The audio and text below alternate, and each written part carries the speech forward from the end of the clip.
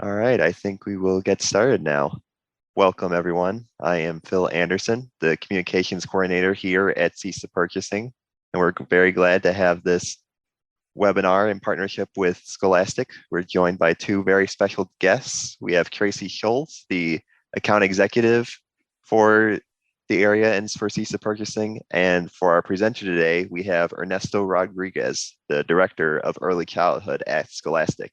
Ernesto is a gifted presenter and a specialist specializing in early childhood and early literacy development, and has had an impact on schools and children for over 20 years. So without further ado, I will let them take it away.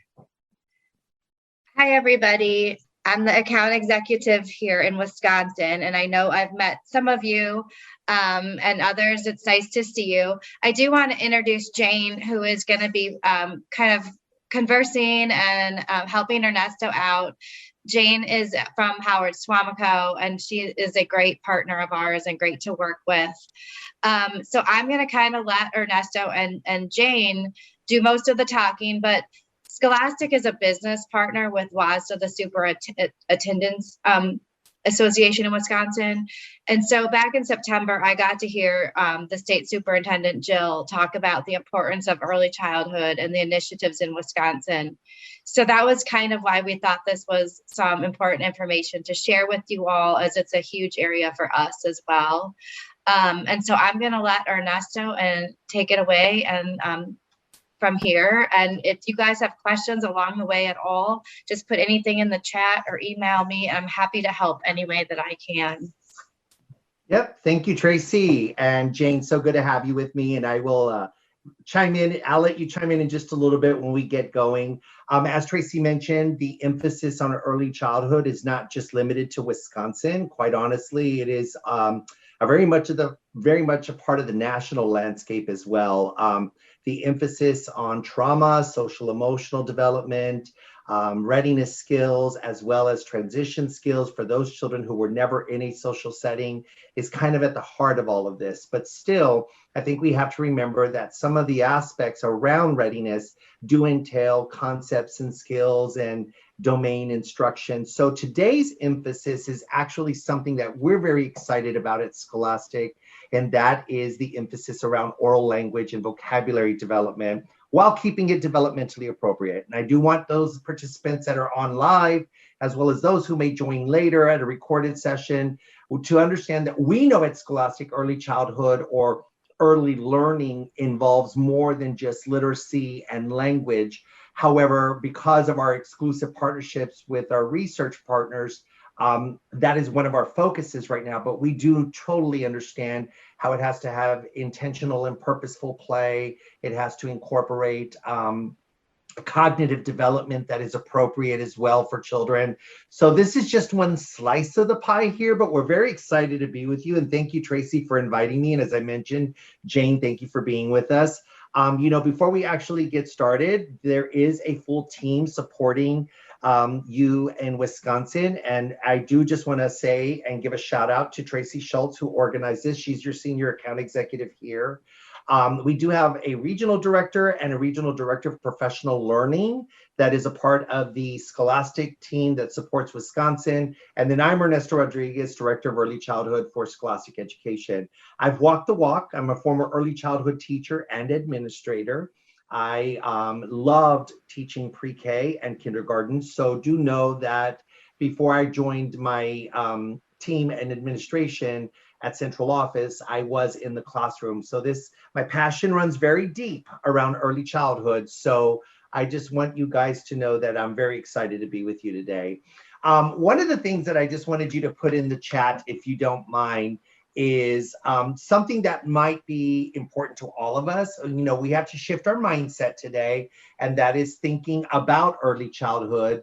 But one of the things I wanted to ask you is, what's a favorite book from your childhood? And if I haven't given you enough hints in the background, which you'll find this hard to believe, but in the chat, if you'll put what was one of your favorite books from your childhood, I would just love to see what the conversation looks like.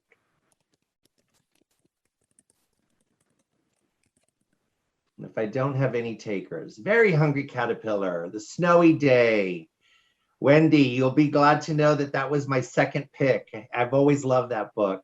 Well, guys, I'm going to keep going. There's a lot of folks that are still putting things in, but what I wanted to share with you is that my memory about early childhood or early learning and books has been around the Scholastic Book Fairs. So it is a full circle moment for me that is truly at the core of why I love working at Scholastic and being part of the early childhood team. I was telling Tracy, if I didn't give you enough hints, anything Clifford was my favorite books from childhood. I remember going to the Scholastic Book Fair, looking for any Clifford book. It was what I did when I was young. And it just brings back a lot of, fun childhood memories. But The Snowy Day is one of my all-time favorites and a classic that we still have at Scholastic as part of our repertoire of books. But why authentic literature is so important is because it really is going to be a staple piece as to when we are engaging children in meaningful discourse and language. So our goals today are quite simple, friends. And if there's anything in the chat I need to address, Tracy, feel free to interrupt me. We're going to explore some recent research and best practices around oral language and vocabulary. And then we're going to learn how a district thought partner with the use of Jane, and she's our special guest and is utilizing high quality instructional resources to ensure teachers, not just students, but teachers as well, are supported in implementing best practices. And then we're going to preview some research-based solutions to meet the needs of your youngest learners. Again, I'm very excited to be with you. I think the highlight of this session will be our conversations with Jane. But as we said in the agenda here, let's explore some recent research and best practices, because the reason this matters is because having a research-based curriculum or resources used in your preschool program really does demonstrate, as you can see here on the slide, the positive effects of children's readiness within a developmentally appropriate program. And so this is very critical. And I know that Wisconsin clearly sets out in its state outcomes and standards that any curriculum being used in a preschool setting or early childhood setting has to have a research base. And so I'm just very proud and excited to share with you what we've done here at Scholastic to ensure that this is something that is folded in and best practices are completely a part of our solutions, not just our newest solution, which is Pre-K on My Way, but also all of our solutions. I do just want to highlight a few partnerships that Scholastic has embraced over the past couple of years as we've launched our new resource, Pre-K on My Way. One of them is with Dr. Jackie Chen, right out of Illinois, with the Erickson Institute. She helped build the 10 big ideas around math with the Erickson Institute, and we partnered with Dr. Chen to ensure that those best practices are folded into our resources.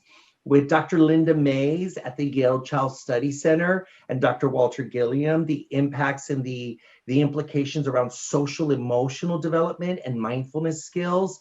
But the one that we're going to highlight the most today is with Dr. Tricia Zucker at the Children's Learning Institute. And in working with Dr. Zucker, one of the things that we have really embraced at Scholastic is engaging children in that serve and return language opportunities, those meaningful exchanges in that discourse. So our partnership at CLI, or the Children's Learning Institute out of Houston, Texas, has really been to incorporate the best practices that Dr. Zucker has incorporated into her program, Developing Talkers, or Hablemos Juntos. It is equitable in Spanish, which really helps produce significant growth in vocabulary skills and language and discourse as well.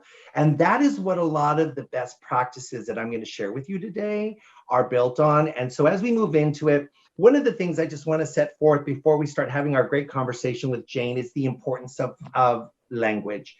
I'm not going to read the slides to you. I just wanted you to have something to go by. But as we know, oral language is the foundation for literacy development. And Dr. Zucker is very good at showing what she calls her literacy tree. And I just want you to envision that the canopy of leaves is really the end result, that reading comprehension.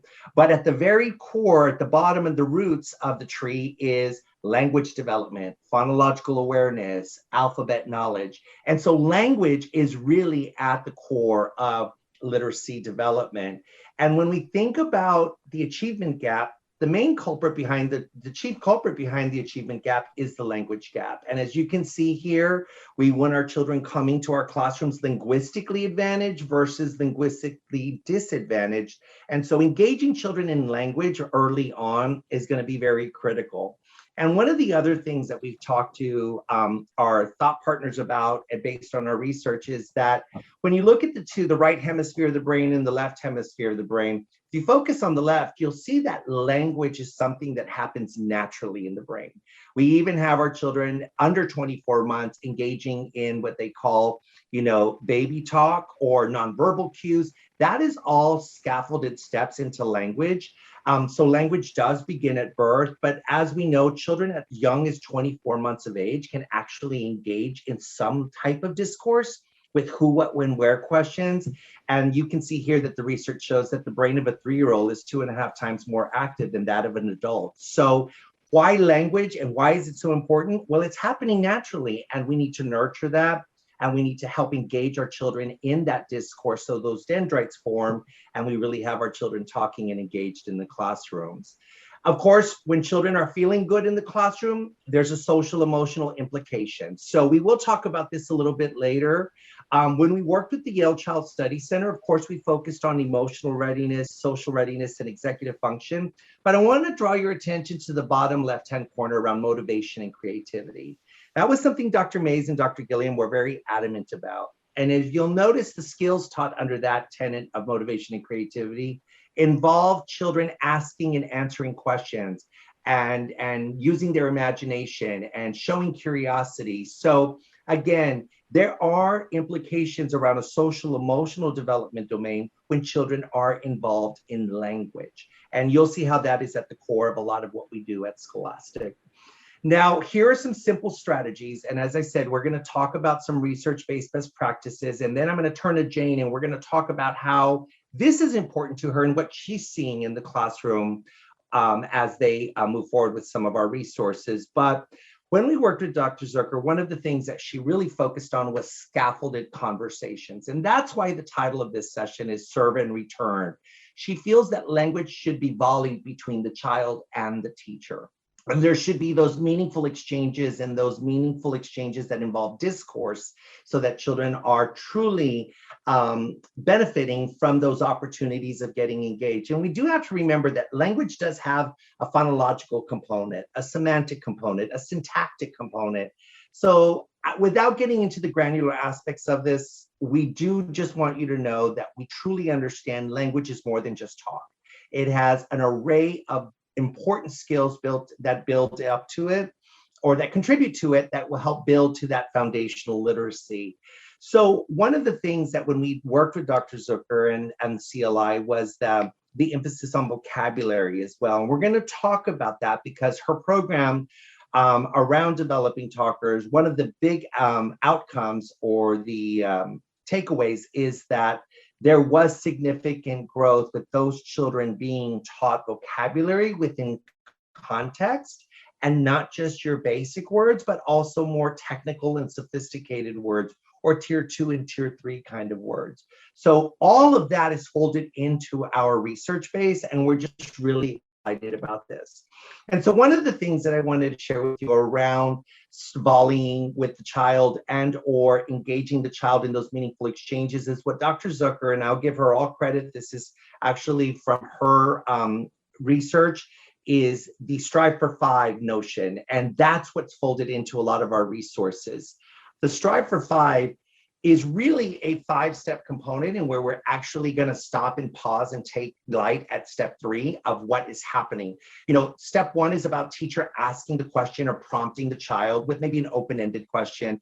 And then we're going to wait to see what the child responds with. And here at step 3 is where we're really going to take in that, we're going to take that opportunity to really engage the child in that serve and return opportunity, because this is where we have to also become diagnosticians. Because in step 3, we're going to the teacher takes a turn and asks that question and decides, again, based on number 2, do we need a scaffold up or do we need a scaffold down?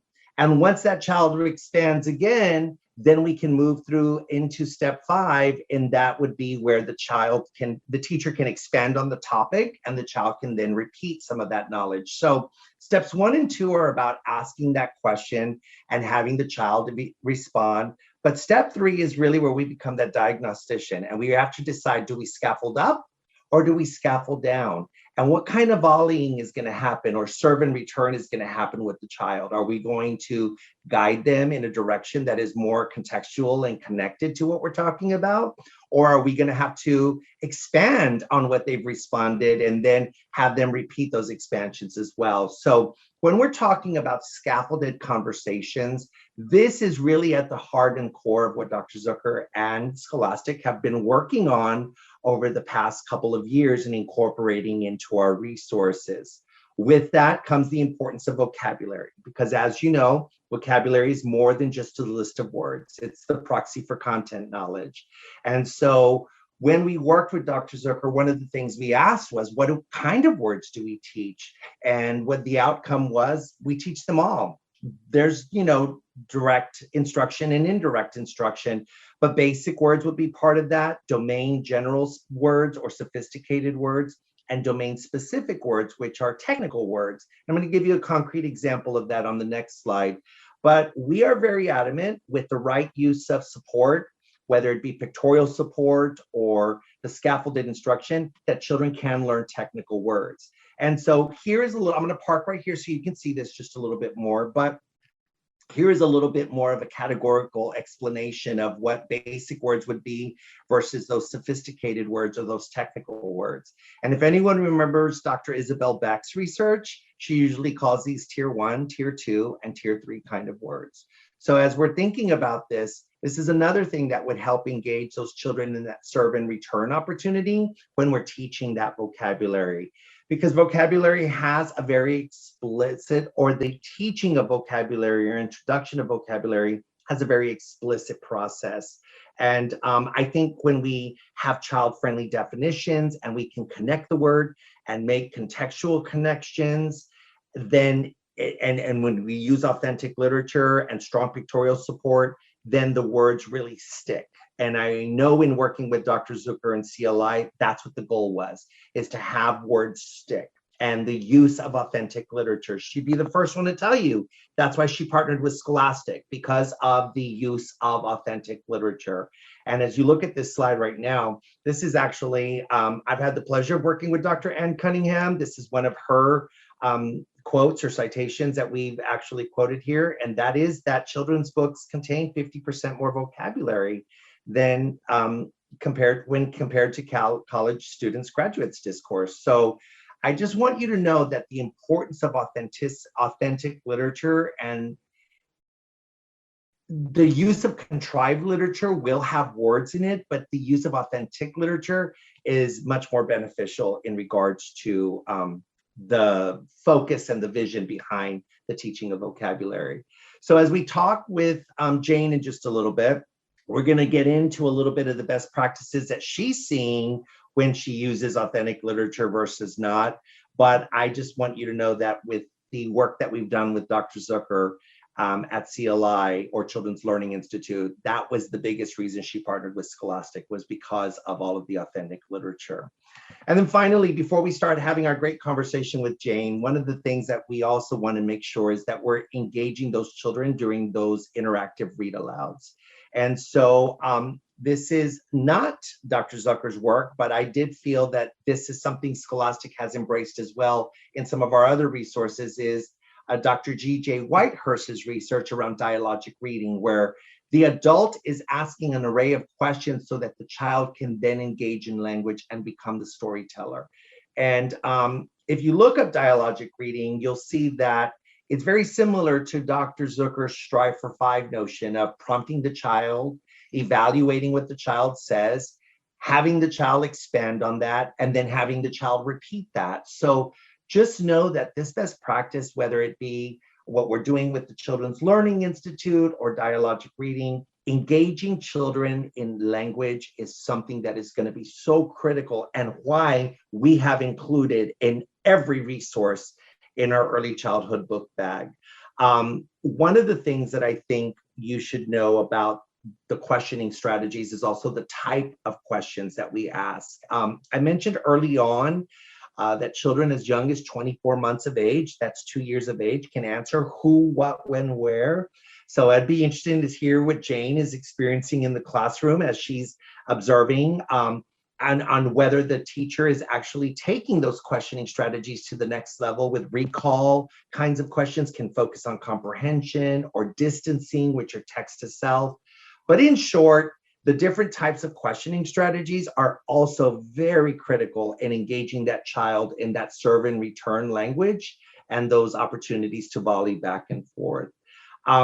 Everything that I've presented here so far seems to be very explicit and almost a serious tone. But again, these are best practices that are folded into our early childhood resources that embrace the whole child. We do have an emphasis on social emotional development, fine arts, physical development, science, the content areas, literacy, and we have intentional and purposeful play. We know what the best practices overall should be, but there also has to be that targeted focus that's kind of behind the scenes and built into the resources so that the teachers don't have to develop it on their own. When I talked to you a little bit about I'll go back one slide about completion prompts and recall prompts, that comes more from the dialogic reading research, but in working with Dr. Zucker at the Children's Learning Institute, it resembles pretty much exactly what we've done before at Scholastic and now what we've embraced completely with her notion of the effective questioning strategies. Dr. Zucker is very clear that we should be asking concrete questions, that our resources should include abstract questions as well as open-ended questions. And those sentence starters and those sentence stems should be incorporated into it so that teachers don't have to think about it. And that way it can be incorporated and also supported for both teachers as well as the scaffolding for students. So in a little bit, I'm going to show you what we've done in terms of resources, but this is something Jane is experiencing firsthand. This is one of our story cards. I'm just going to call it that for right now.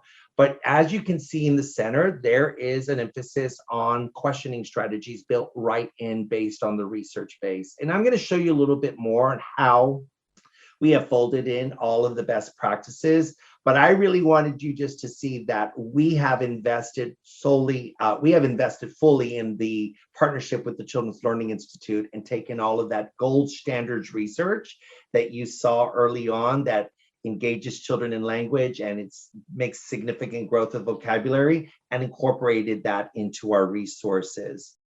So at this point, one of the things I want to do is first thank Jane Delcourt out of Howard Swamico School District. And I want to open it up to some conversation with Miss Jane. So Jane, I saw that you picked The Hungry Caterpillar. So before we get into conversation, why was that your favorite childhood book? I'm one of 5 children, so I didn't get read to a lot because the house was so harried and busy. But I remember having that book read to me, and I remember how quickly I took on the language and was able to reread it and to retell it and to share it. And it's just still a vivid memory, and it's one of the favorites that still I see 4KK first grade teachers using today. So it's really stood the test of time, I think. Yeah, I think I would agree with you on that. Standing the test of time is truly just like, I believe it was Wendy who said Snowy Day. Some of these classics have really stood the test of time. And I'm just so proud of the fact that we at Scholastic still have those a part of our book bag and part of our resources as well. So that's just really exciting. So Jane, before we get into any questions and conversation, I want to give you an opportunity to introduce yourself formally and just give us a little idea of what happens in Howard Swamico and your role there. Okay, so my name is Jane Delcourt. I am in my 4th year as the Director of Teaching and Learning for the Howard Swamico School District. We have multiple 4K sites. They happen to be community-based. They're not school within the our school buildings necessarily. So I partner with them as far as their literacy specialists, so to speak, and support them in literacy professional learning. And I use a lot of the tenets of this work. We are looking at a larger scale adoption in the near future. But as I told Tracy and Jimmy and Ernesto, I happen to be a very critical consumer, and research is very important to me, and developmentally appropriate practice is very important to me for 4K. So I'm using it with a new teacher at the moment outside of our district that I'm coaching. And I have seen nothing but fabulous, fabulous results, which we'll get into, I think, as we Sure. this year. But so that's kind of the backdrop of my work in the district and outside of the district in the coaching role. Yeah, Jane, thank you so much for that. And I do want to build some clarity around the research base that I just shared. That is most definitely filtered throughout many of our resources, especially around the questioning strategies. Even with our summer program, Lit Camp Pre-K, we even have an array of questioning strategies to help engage children. However, the most recent emphasis has been with Pre-K On My Way, that has a direct and explicit focus on language literacy and math while incorporating all the domains. So that's what Jane was alluding to in regards to what she has seen in terms of her most recent resource that she's utilizing. So Jane, we heard a little bit of why oral language is important. And do you have any feeling on why oral language is important, or can you talk about why this is important in terms of building a foundation? Well, I think we're seeing that kids need to talk more. They need to express themselves early on. The more they're speaking and trying out language and playing with vocabulary, there's really setting the foundations for what they're going to do as readers and writers. And I think that the thing I always worry about is a quiet classroom, especially at the 4K level. I want to hear chatter. I want to hear discourse between students, and I want to hear teachers extending that language. And you spoke so eloquently to that in those 5 pillars of questioning. And I can't say enough about how embedded that is in the Pre-K On My Way piece. Oral language truly is at the foundation of the work I've done in my 31 years of being in education. So I just see how critical it is. And when kids don't have oral language, how quickly we need to build that in our 4K and 5K to make them successful in reading and writing. And Jane, building on what you just said right now, especially walking into a classroom, you want to hear the chit chat, you want to hear the talking. One of the things I didn't talk about was, the multiple turn conversations between children. I mean, engaging children in those engagement routines of a think, turn, and talk, and an elbow partner talk, and things to that nature. So I firmly agree with that. But also, we just don't want children being talked at, that's very different than talk to. And we know read alouds can tend to lean that way when we're just trying to get through, when the plate runneth over and the teacher's looking more at the clock versus the quality of the read aloud and the conversation. So I really do appreciate that. Going back to oral language, Jane, and this is still within that realm of questioning or why it's so important. But even in your early years as a teacher, did you feel it was critical as well? Because I'll tell you, that's something that once I started to learn the science behind language and how it impacts reading, I don't think I walked out of college knowing that completely, So tell me a little bit about that for you. I completely agree with you. I did not really appreciate the role that it played.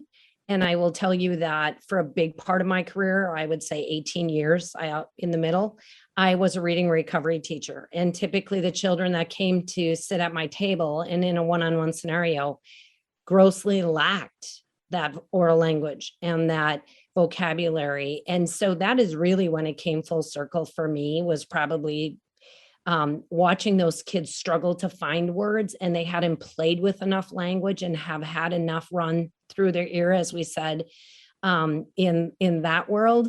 So I think that's why I have such a strong appreciation for it and work so hard when I work with teacher teams and professional development, because I think you're right. They don't come out with knowing it, and I don't want them to wait as long as I waited to appreciate it. Yeah, I appreciate that and respect that, because that is something that I wish, as you know, before I joined Scholastic, under No Child Left Behind, my role was half interventionist, half coach for teachers. And so I was called a master reading teacher at the time. And so I'll just tell you, I wish I had embraced some of this knowledge base back then, because what I could have done in my coaching sessions would have been phenomenal.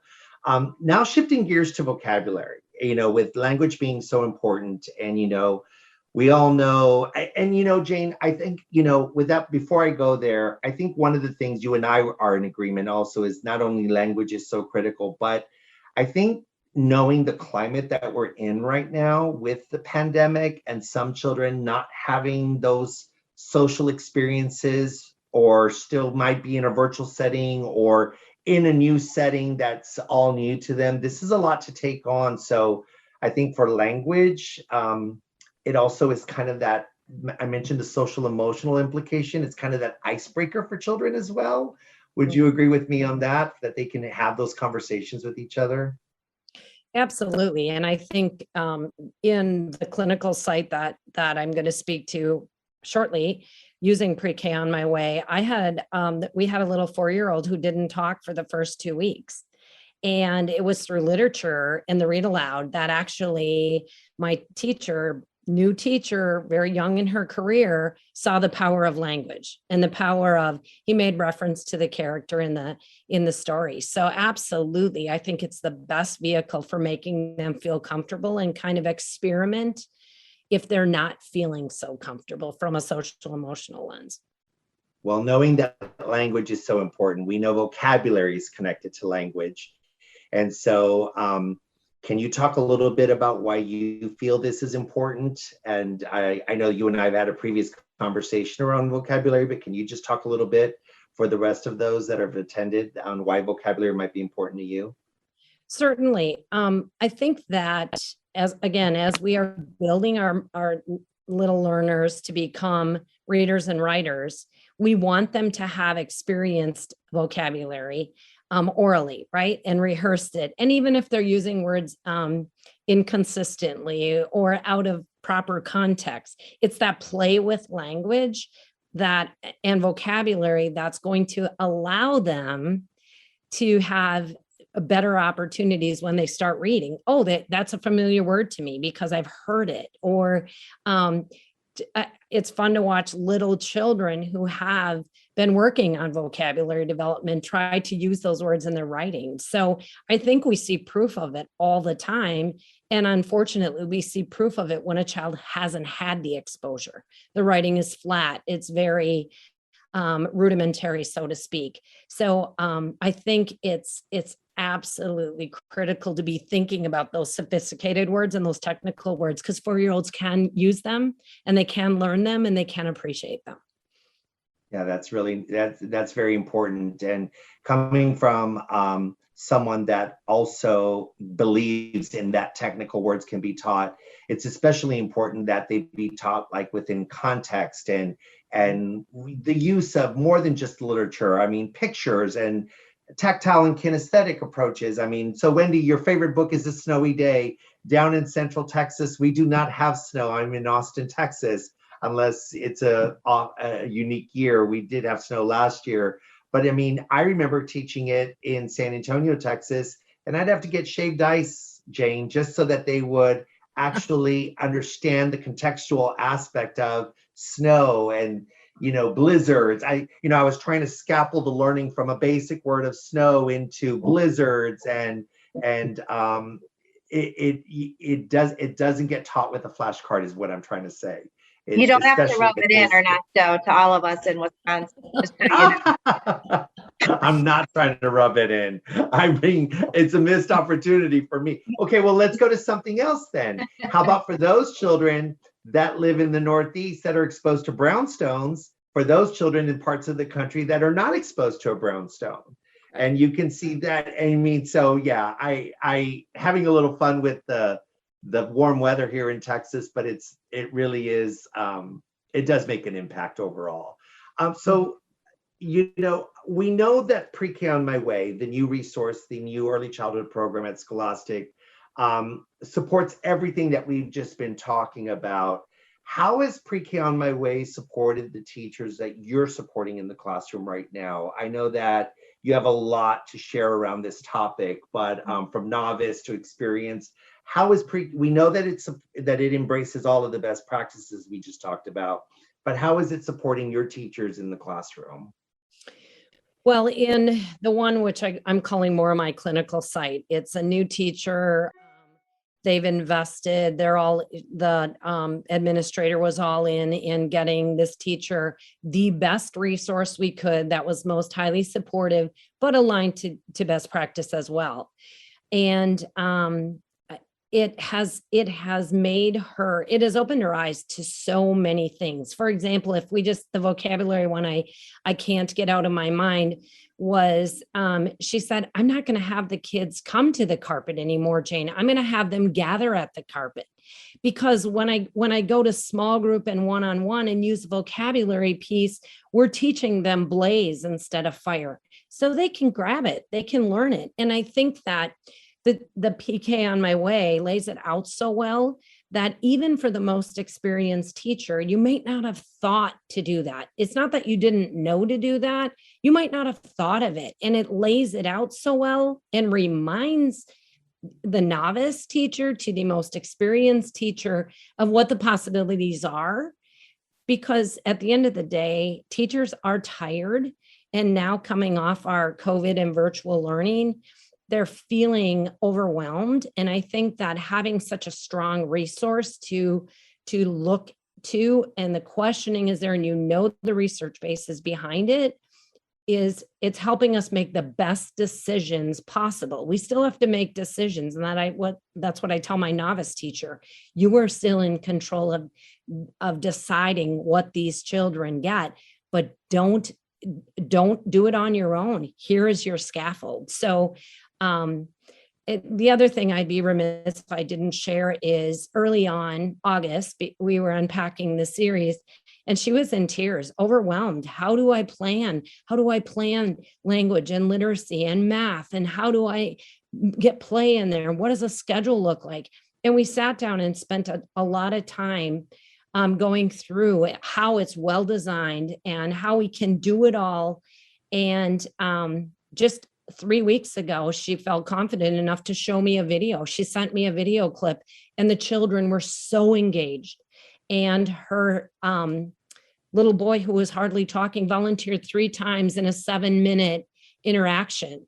So I mean, I could talk at length about so many anecdotal stories, but just giving this teacher confidence to know that what she's giving her children every day is providing a really well-rounded learning opportunity for them. Yeah, that's awesome. You know, one of the things that you said there that really resonated with me was the unpacking of it and spending some time and then realizing the ease of use behind it, you know, because it is ambitious. You know, one of the things that I showed you was the story card. Well, not only did we incorporate the Strive for 5 best practices into the program, I mean, into the research base, but we also provide an array of question opportunities. And so, you know, for the novice teacher, they could easily work their way up to asking all of the questions. And for a veteran teacher, they may ask all of them and then add their own. So it really does allow for flexibility within the instruction as well, not just the organization overall. When you were talking right now a little bit about the child speaking at length and being engaged, was that during a small group lesson or an interactive read aloud? What kind of lesson was that? It was the interactive read aloud is what I watched him in. And I was surprised because I assumed I would see him in a small group, to your point, where he felt more comfortable and more confident potentially, but it wasn't. It was in the whole group interactive read aloud. Oh, that's awesome. And Well, I the think reason I asked that is because interactive read alouds are so critical. And I wanted to shift our questions to that.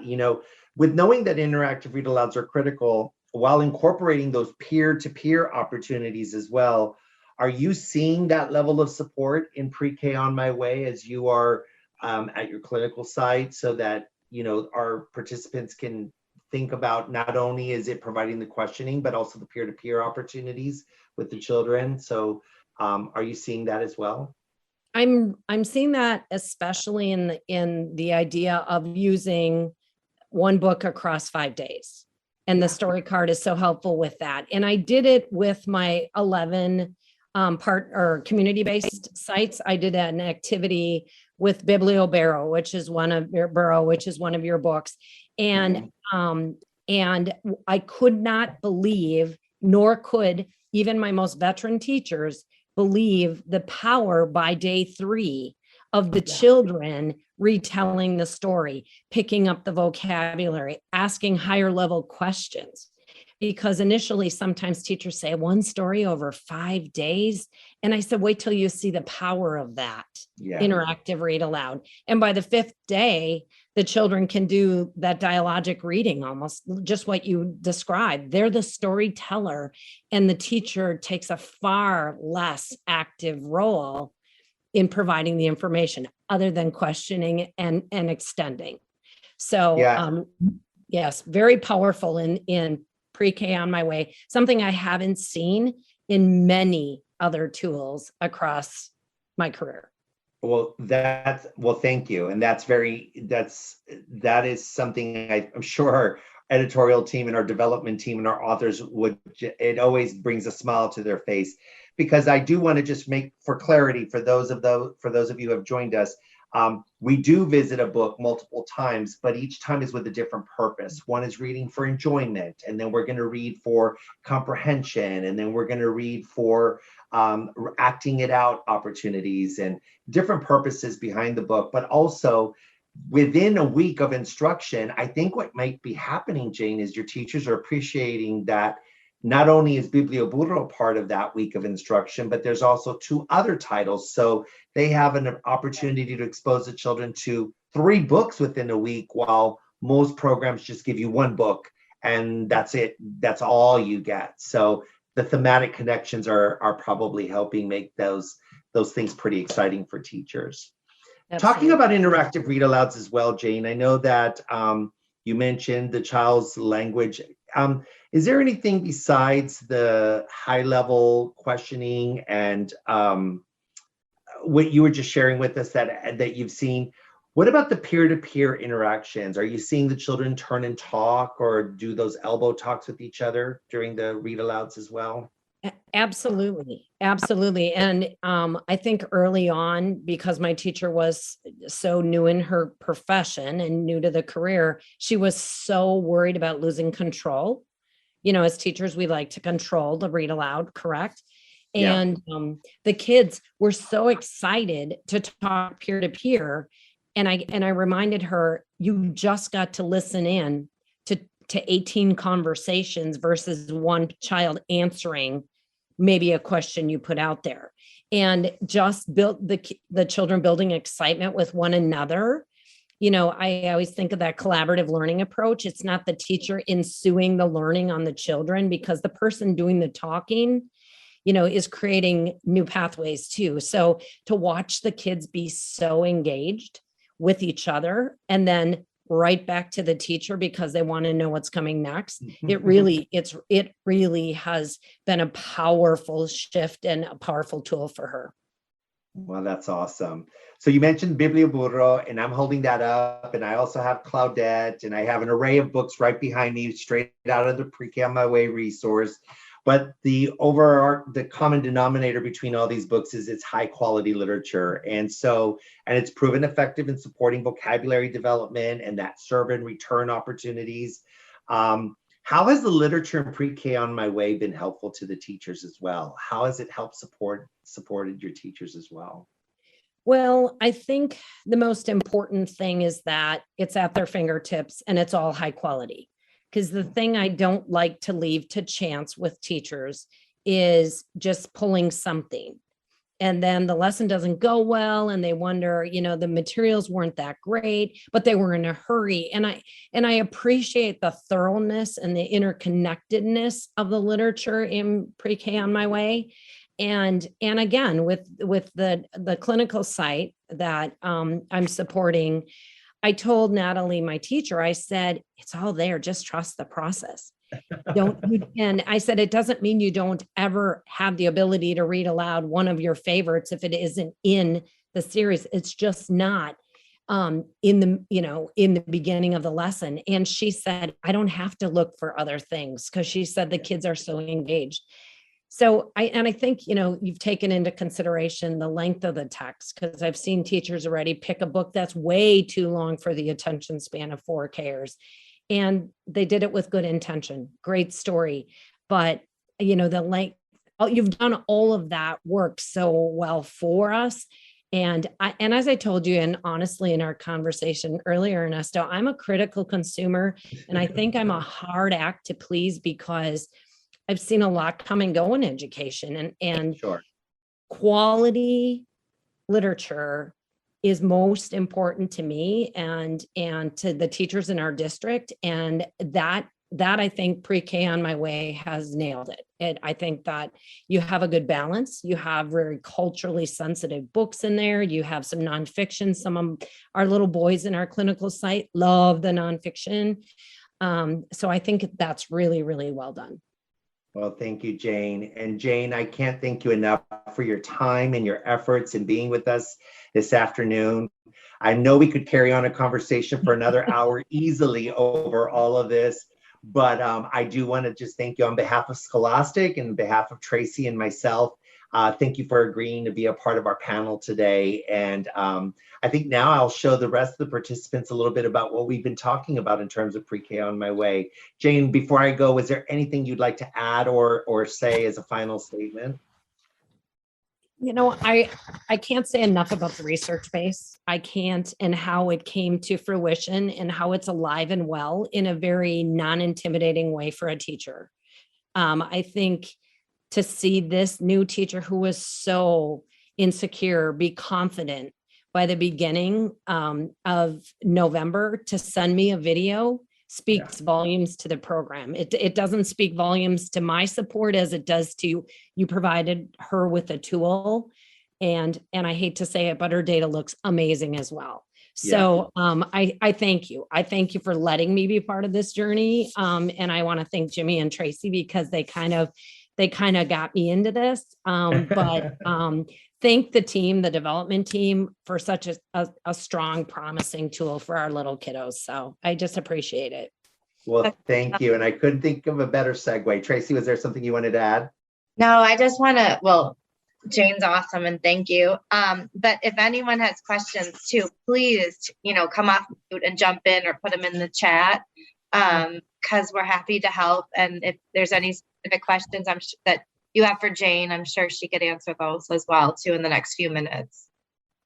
Yeah, sure. Please come off mute.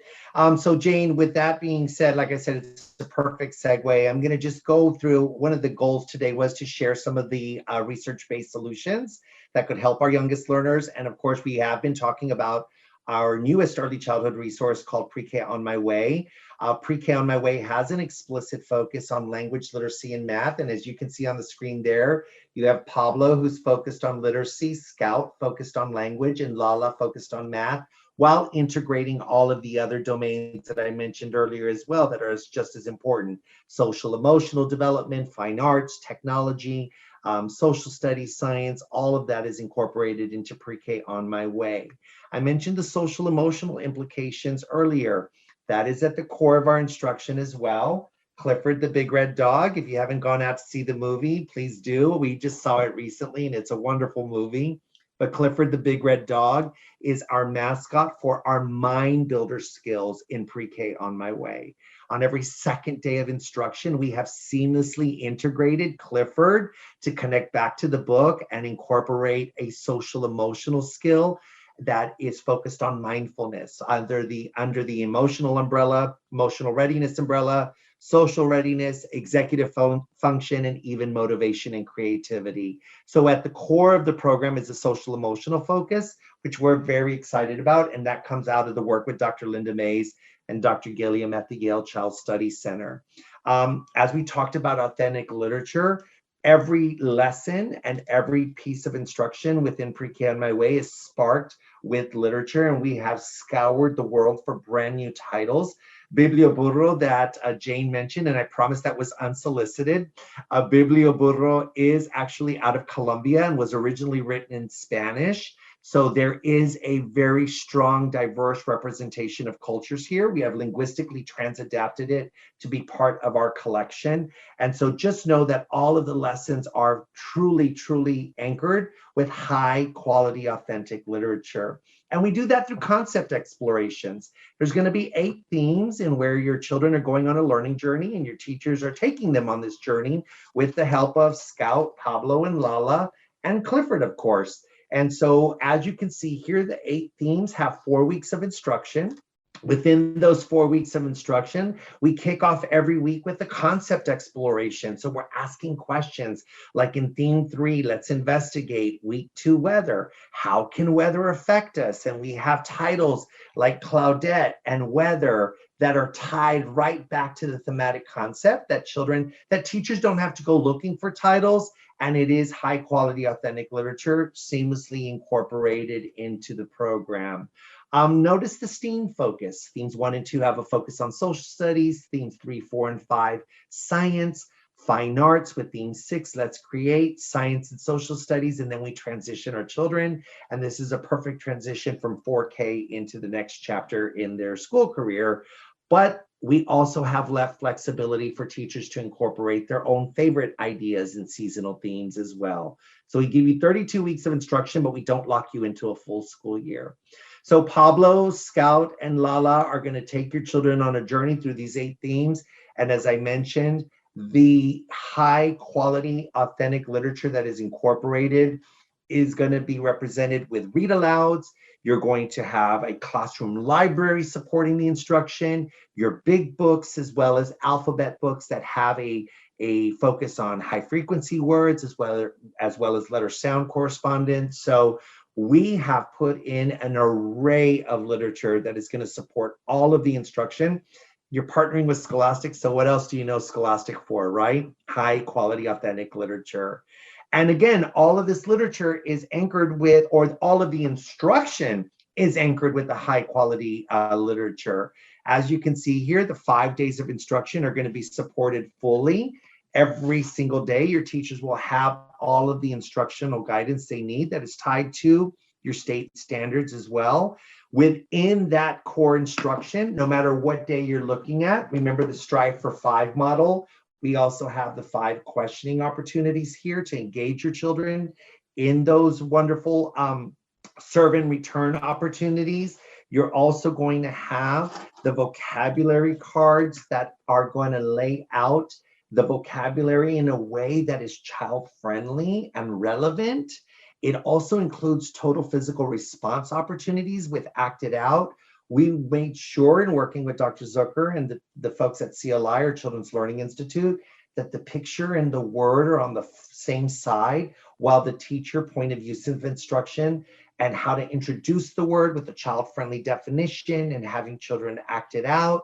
And notice in the reteach, we discuss the word. So not only are you going to have the serve and return opportunities available during this interactive read aloud, as Jane mentioned, during the vocabulary, you'll have that as well. So Jane, this makes me so happy that you said the research base is filtered throughout, and it's in a non-intimidating way. It's just right here, very easy for the teacher to use in a very effective way, and explicitly done so that they can teach these things explicitly as well. Not only is the vocabulary cards very approachable or explicit, but so is the small group instruction. Everything supports oral language, everything supports vocabulary, everything supports literacy, language, and math and beyond.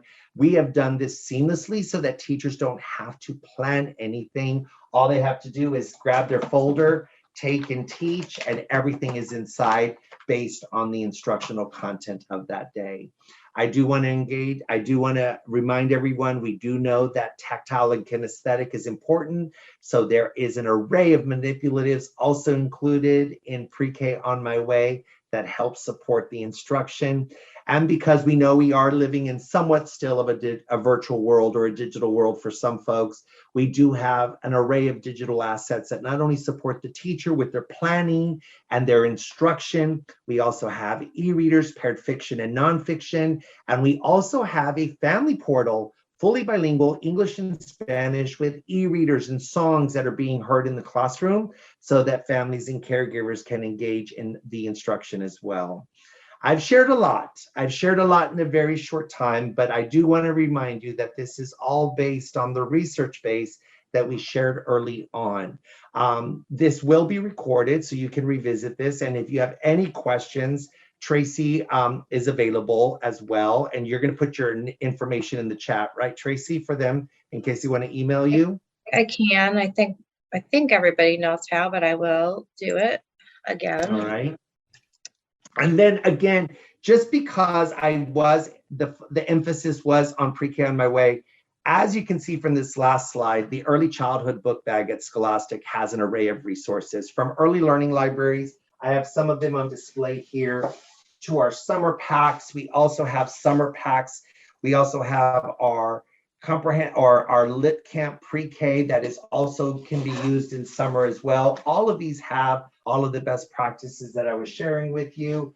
We have family engagement resources such as our readiness packs. I've highlighted 3 that I think are very critical right now. One of them would be family engagement. If you're planning for family engagement resources, we have an array of early childhood family engagement and beyond, as you know, other grade levels as well. And most thought partners that we are having conversations with are planning for family engagement resources for upcoming summer, as well as summer resources. So just know that in connecting with Tracy and I, we can walk you through some of our resources. But more importantly, we're very proud of Pre-K On My Way and all of the wonderful research-based best practices that it includes. So some key takeaways. Practice that Strive for 5 and be intentional about the vocabulary instruction, and ensure that your interactive read alouds are the hub for those children's interactions and facilitating that student interaction.